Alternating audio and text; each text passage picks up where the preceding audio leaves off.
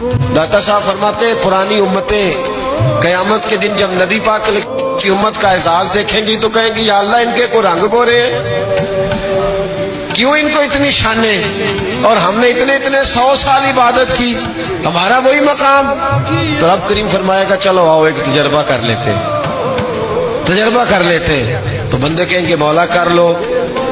تو رب کریم فرمائے گا محبوب علیہ السلام کی امت کے اولیاء بھی آئیں گے، پرانی امتیں بھی آئیں گی۔ تو رب کریم فرمائے گا پرانی امتوں سے کہ یہ دوزخ جل رہا ہے، اس میں چھلانگیں لگا دو، چلو لگاؤ چھلانگے۔ تو کہیں گے یا اللہ بات تو تیری ٹھیک ہے پر دوزخ بھی تو ہے نا، اب تو دوزخ میں ہی چھلانگ لگوا رہا ہے۔ تو رب کریم فرمائے گا چلو ٹھیک ہے تم نے صحیح کہا، اب امت مصطفیٰ سے کہا جائے گا۔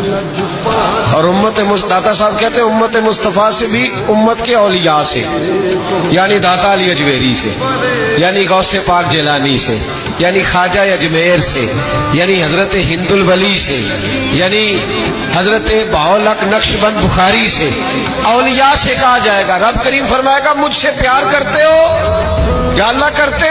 فرمایا چلو میری خاطر دوزخ میں چھلانگے لگا دو، آگ جل رہی ہے لگاؤ چھلانگے۔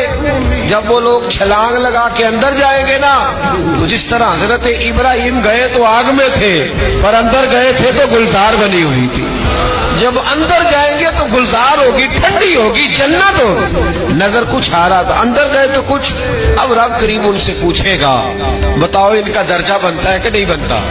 اس کا مطلب ہے بہترین رزلٹ اسے ملتا ہے جو رب کریم کی رضا پہ راضی ہو جاتا ہے۔